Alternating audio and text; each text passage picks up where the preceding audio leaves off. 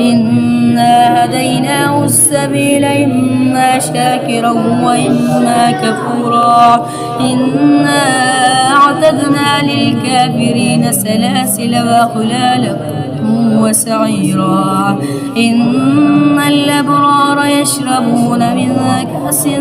كان مزاجها كافورا عينا يشرب بها عباد الله يفجرونها تفجيرا يوفون بالنذر ويخافون يوما